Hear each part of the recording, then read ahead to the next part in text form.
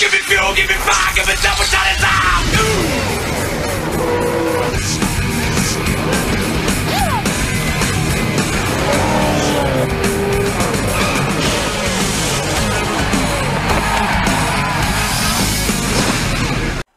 Hello everybody and welcome to race number 7 of the season here at Texas Motor Speedway. Should be a fun one here. How it's going to come on by, it's getting down to your starting lineup. On the pole for this one will be Daniel Bouchard in the 31. Next to him, JT Bryant in the 2.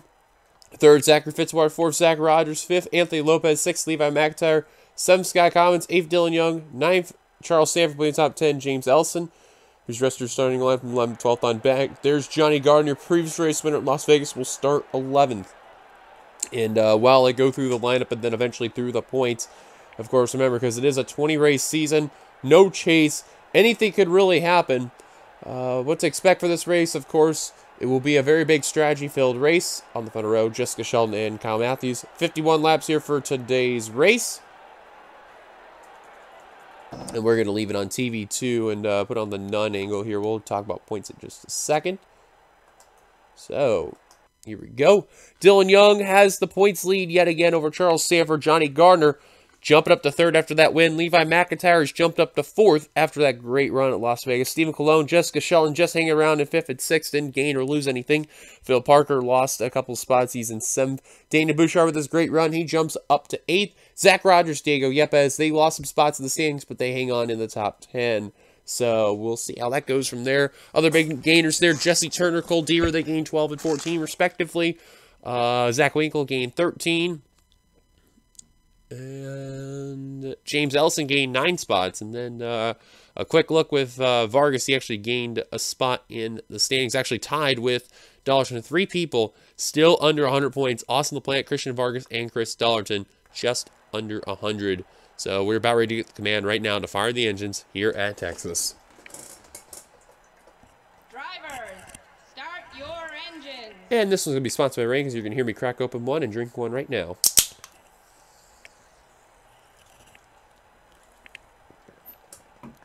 Tasty. Anyways, while the command and the drivers are rolling on by, see all 42 drivers are rolling on off. So good sign right there. Plus, for those who are brand new to this series, I know this is kind of more the laid-back series, so probably see just a little different. Still just try to keep the commentary in check and have a good series going around, so yep. Take one more swig before the green. Alright, that's tasty, that's good. Pace cars to make a dive down the pit road. Daniel Bouchard, JT Bryant going to lead the field down. Showtime, ladies and gentlemen. We are green flag racing here at Texas.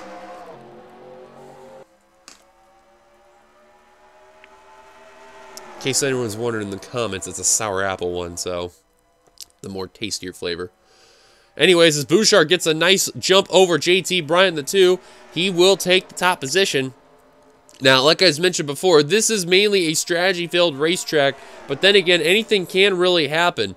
A lot of times when we go to Texas, there is strategy involved. There could be a few wrecks coming on by.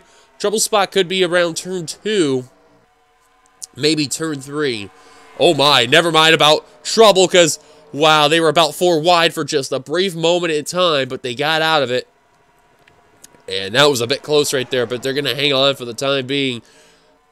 Meanwhile, Daniel Bouchard's enjoying that lead over the 77 of Anthony Lopez there. He's going to be enjoying what he's seeing now. JT Bryant in that 2 car, trying to get back 2nd position from that 77. He gets a good run coming off the front straight. And he's side by side with the 77. He's going to get it. That's your best battle going on right now.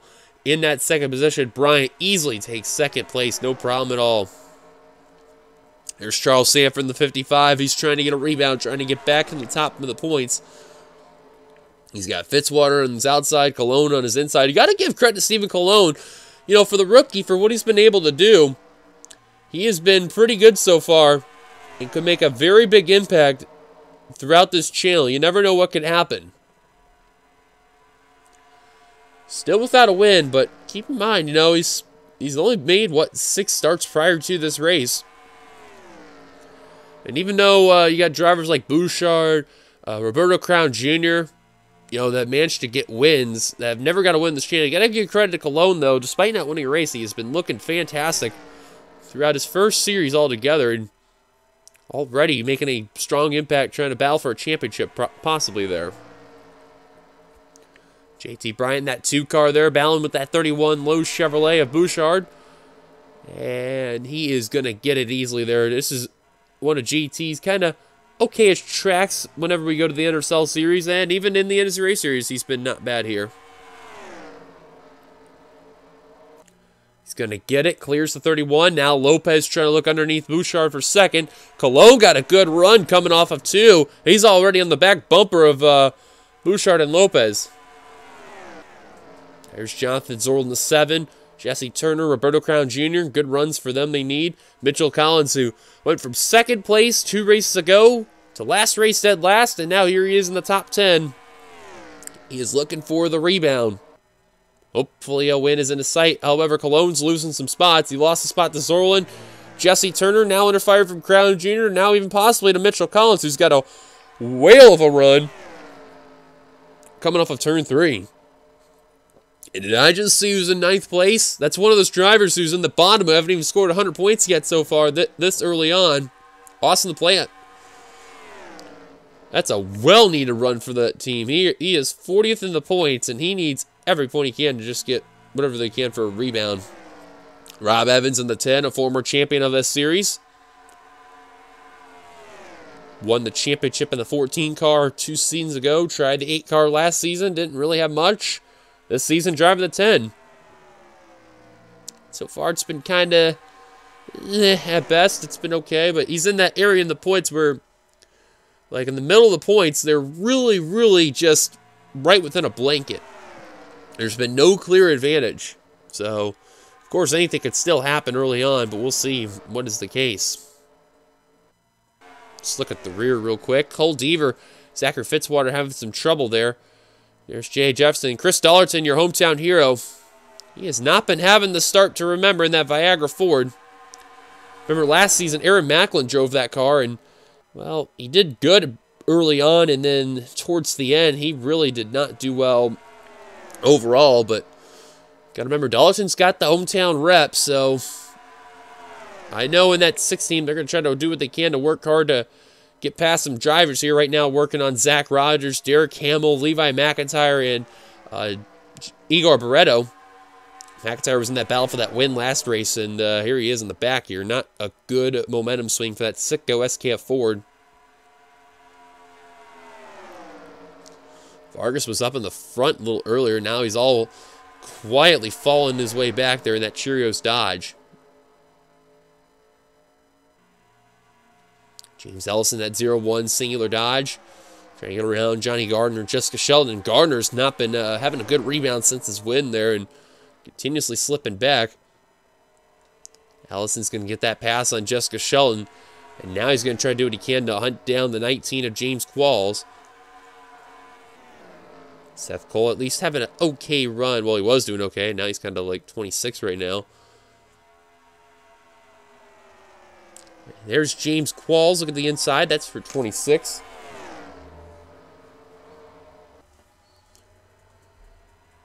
We're going to step aside real quick. I'm going to take a very quick call on this commercial break here. So don't go away. You're not going to miss much. All right, like I said, you weren't going to miss much at all. William Brock, you see in your with on the 20 car right here. He's already trying to work on Zach Flickinger in the 4. Kind of funny how he's trying to go after one of his old rides there.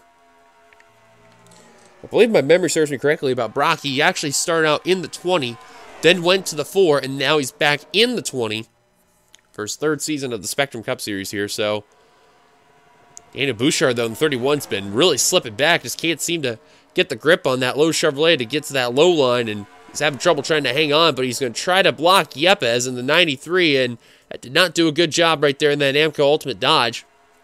And now remember, this is the first time in quite some time that somebody else that's not named Kyle Keats in that car, because if my memory serves me correctly, I believe Keith actually was a part of all the seasons that we had the 2001 cars in the 93, and this is the first driver outside of him in it. Yepes, he's had some good runs and he's had some bad runs. He's been in the middle, but So far, a top 15 run here. He's having a good run overall, and this is actually one of his stronger tracks that we've seen him run in. So this should be an interesting keep an eye on right here. Now he's going to work on the 4 of Zach Flickinger, who got kicked up to the high line a little earlier as Eric Monaco and JT Bryant were past him. Can't seem to make the move. Jonathan Zorlin's continuing to have a good lead there. There's a bit of a gap there between him and second place Roberto Crown Jr. How about this? A couple of former winners this season. Crown Jr. in second, DJ Curtis in the third, and now Jesse Turner in the 17. Trying to work his way up. How about Anthony Lopez? Really didn't talk about him at all last race, and well, tonight he's having a great run in that Jasper Dodge. Or Jasper Ford, excuse me. I thought it said Dodge for a second there. Kind of messed me up for a second there. He's got Phil Parker all over his rear bumper right there. And now Phil working to the inside of Lopez for position. That's for 5th right there, and we'll get it easily. Nice run by Parker. He just got that good run coming off of 1, but this is where he gets a stronger run off turn 2. DJ Curtis, your winner at Auto Club. Couldn't make the move on Crown Jr. Or actually, that was your Auto Club winner. My apologies. Curtis was your Atlanta winner. Jonathan Zorlin, that 7 car there. Now, here's the thing about him. Remember, next season, in 2021 for the NRSL, he's not coming back. He definitely had a rough return. And he signed up for Spectrum in this series. He's trying to at least try to get some quality retribution here. So he's trying to do what he can to get back into form. I know there's a lot of questions with him regarding whether or not if someone will offer him an ARCA ride. Maybe even like a one-off for Outback Xfinity for All-Star Race Showdown and all, and even something else in return. Who knows what could really happen, but a lot of question marks around that 7 team, and here they are at Texas with an outstanding run, trying to make a statement. And he's driving the wheels off that 7 car. Holy cow. Having some blistering lap times there. Now Jesse Turner under fire from Parker and Turner there. And now he just lost some momentum right there. Now Eric Monaco trying to take full advantage in that 66 Blue Line Special Kmart Ford. And did not have a good entry into 3 and 4. And he's going to lose some momentum. And that's going to allow the 4 of Zach Flickinger to try to take advantage right there. I think that 66 checked up a little bit there. Lopez now going underneath Parker for 4th rather. He's going to get it. Curtis now looking for 2nd on Roberto Crown Jr. And he's going to get a nice move by DJ Curtis, trying to clear him though, and he does. Now he's got his sights set on that 7 of Jonathan Zorlin. And Zorlin's got to be enjoying what he's seeing behind him there, because they keep battling for 2nd and 4th and everything. He's just been enjoying a Sunday night drive. However, the fact is that he's still at least half a second ahead, and anything could still really happen. So far, Jesse Turner's had the fastest lap at 26.122. DJ Curtis, 2nd fastest lap of the 26.148. In case you're wondering about that leader there of Jonathan Zorlin, he was 11th fastest on that lap. So you know the 7 really isn't as strong as, say, the 33 or even of Curtis, or even the 17 of Turner, but sure do can. Crown Jr. actually 10th fastest there, so you can see now Parker's starting to make his ground. Zach Flickinger's gotten around Turner there, and Turner's now starting to lose some momentum to Bouchard, to Lopez, and now even Eric Monaco. He is stuck on the eye line. There is no grip at all. He just can't even seem to get down low. He may be getting a really tight car. May have to work on that 17 when they do some pit stops here. Rob Evans in that 10 car, trying to work underneath Jesse Turner for that 10th position. Remember I told you about Yepes. This is one of his stronger tracks. Here he comes in that 93. And that top 10 battle is going to get really heated up now, because now Vince Freeze, JT Bryant have joined the fray. Bryant, your pole sitter, definitely fell back quite a ways there, and he's definitely had a little bit of a rebound. And a battle for the top of the points. A couple of well-known NRSL members there. Dylan Young, Charles Sanford. That's a battle just outside the top 10. But you can see both of those drivers are trying to reel in that top 10 to get in there. And remember, Young's got that points lead just by a little bit over Charles Sanford. Well, every point matters between them two, so As we shown there, Charles Saver, nice crossover move at Square D Chevrolet. Just want to keep an eye on this battle, but you're noticing the intervals there. Crown Juniors actually catch up to Jonathan Zorlin. As now Evans is starting to slip. And you see that 96 McDonald's Ford looking for a second win of the season. Working on that 7 of Zorlin.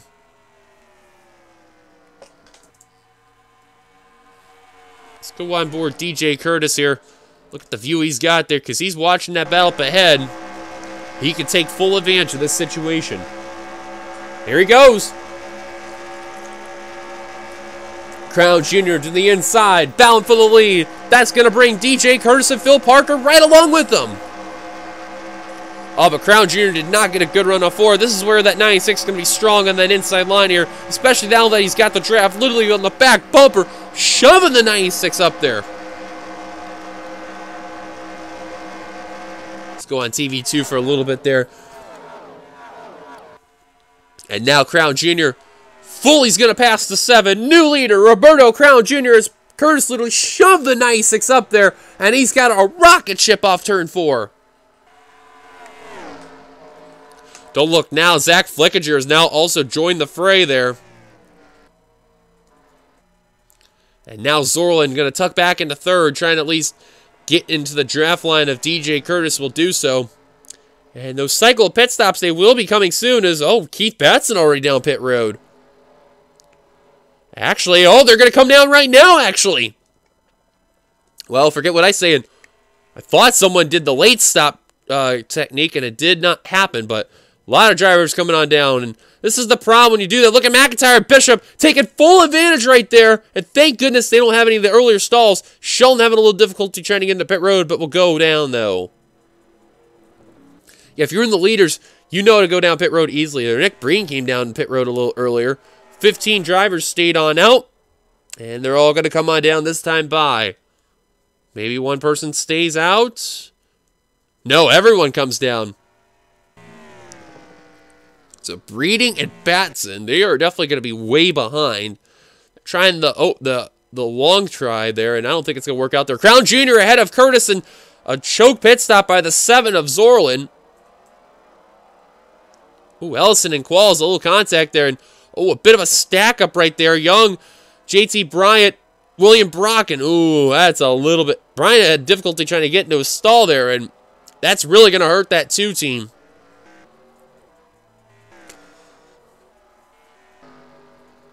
Now Breeden, you see, is getting around Diego Yepes there. There's the rest of the leaders coming off of pit road. Bryant definitely had a lot of difficulty trying to get into a stall thanks to the others that were leaving. And DJ Curtis is going to lead after pit stops. See if Zach Flickinger is going to be 3rd. No, Phil Parker's going to get it. How about Eric Monaco in the 66? Definitely a great pit stop straight. I think Nick Breeding may be up in the top 10 as that Pennzoil Chevrolet. And if that's the case, I will be amazed. And he is. What a stop by the 1 team. They were the first one of the first drivers to come down pit road with the 88 of Batson. And Keith Batson, right now in the top 15, but he's in a hornet's nest of drivers. But both drivers have an excellent strategy. Breeden, I mean, of course, won the overall stop, but both drivers, you got to give a lot of credit. They took full advantage of those stops.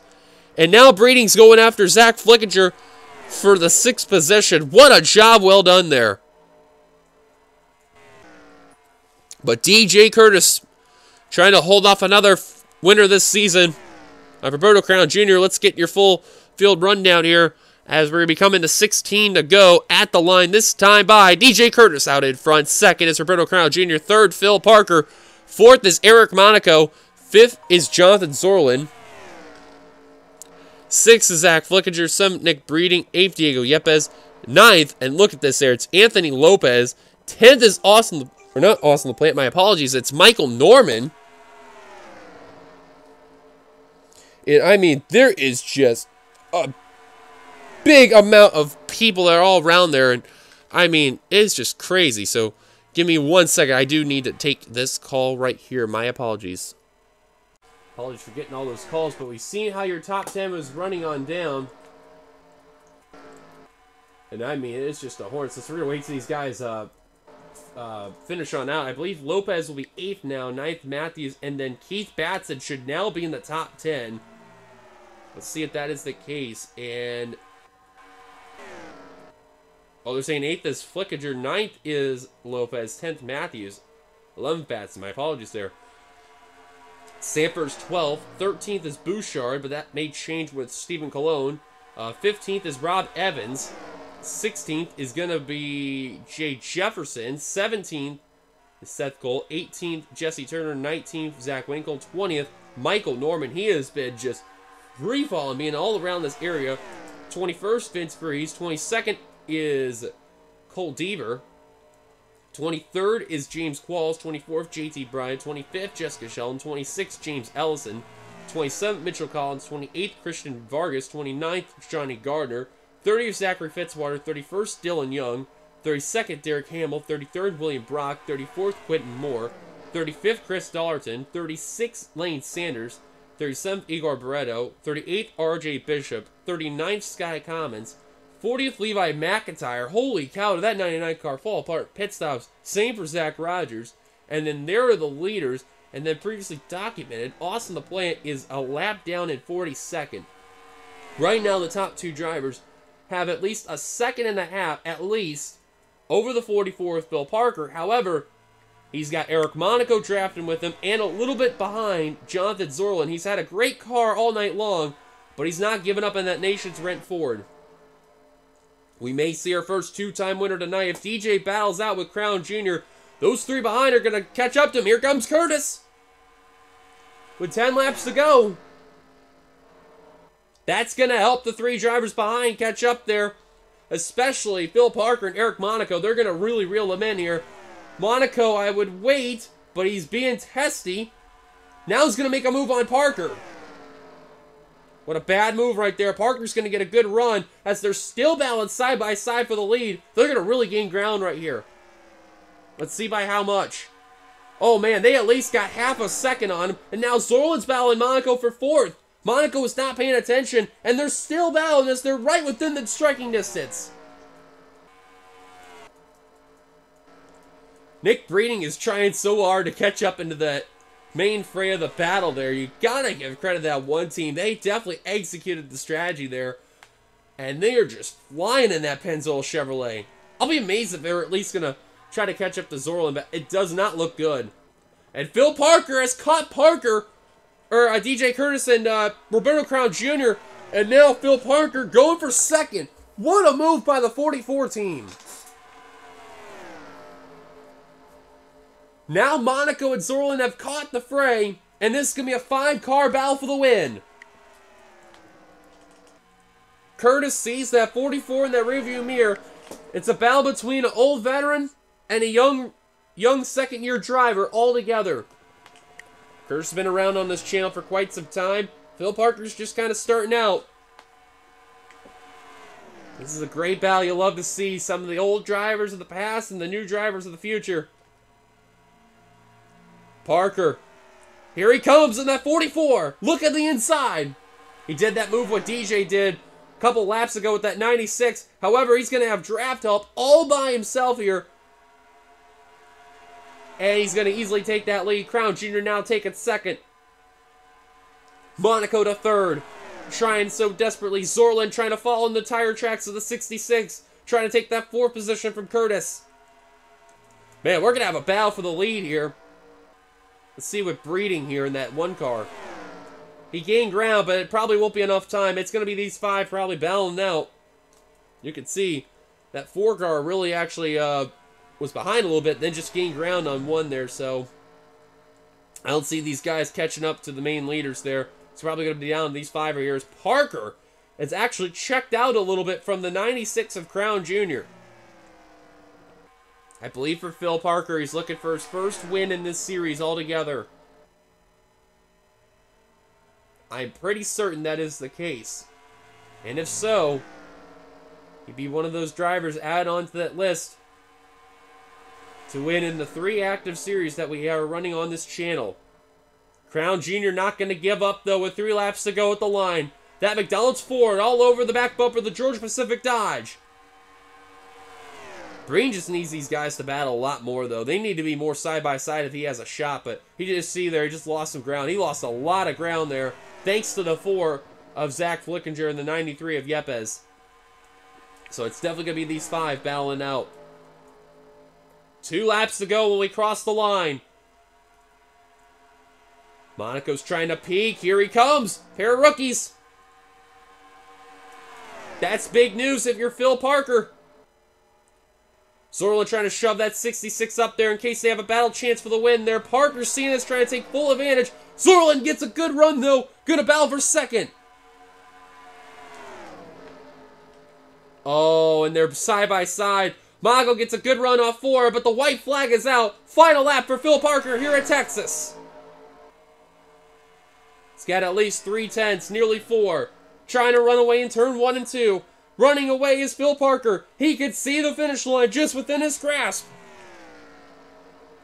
As Crown Jr.'s going to battle for second, I think that's going to seal the fate there. Checker flag in hand. Phil Parker, coming off of turn 4, is going to see glory. Checker flag. Parker wins at Texas. And we'll get the job done for car 44. And a solid run altogether. Congratulations to Phil Parker on getting the job done. Let's get your top 10 finishing results here. Presented here at Texas Motor Speedway. Phil Parker with a big win there in that 44 team. Eric Monaco gets second. Roberto Crown Jr. gets third.